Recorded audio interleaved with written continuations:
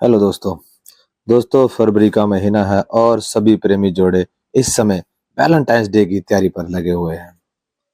दोस्तों, भारत में Valentine's day का दिन साल के सबसे बड़े उत्सवों में से एक होता है। 14 फरवरी हमारे देश के युवाओं को हमेशा याद रहता है। दिवाली या दशहरा कब है शायद वो उनको याद नहीं होगा और कोई मुख्य तिथि भी याद नहीं रखेंगे। वैलेंटाइंस डे जरूर याद रहता है। दोस्तों, यह मनाया क्यों जाता है? आज की युवा आबादी को शायद ही किसी को पता होगा कि यह दिन क्यों मनाया जाता है।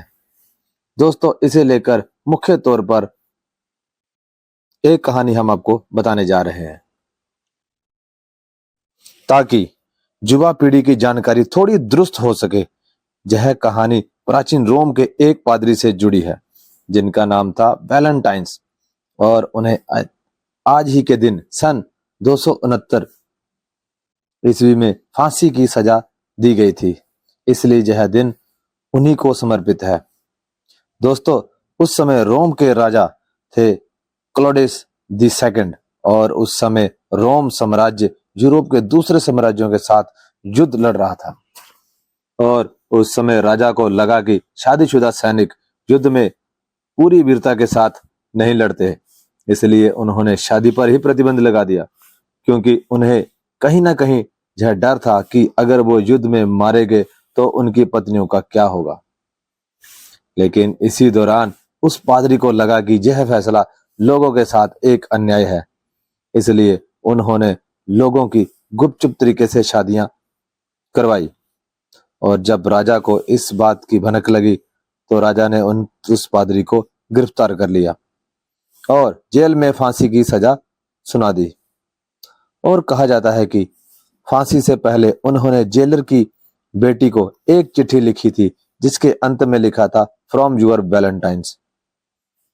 14 फरवरी 269 को रोम के लोगों ने इसे मनाना शुरू कर दिया।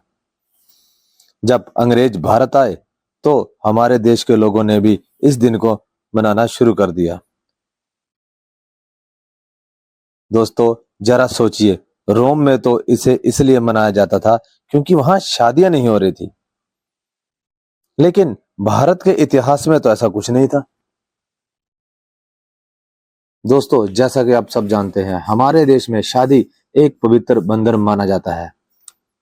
इसके बावजूद हमारे देश में इसे मनाया जाता है, जो कि ऐसा त्योहार है जो बताता है कि जब रोम के लोगों की शादियां नहीं हो रही थी तो वैलेंटाइंस ने अपनी कुर्बानी दी थी। उसी दिन से यह त्योहार मनाया जाने लगा। दोस्तों, यह एक पश्चिम देशों में मनाया जाने वाला त्योहार है जो सदियों पहले से ही प्रचलन में है, लेकिन शायद हम भारतवासी हमारे देश में हाल ही में हुए दर्दनाक और आतंकवादियों की कायराना हरकत को भूल गए हैं।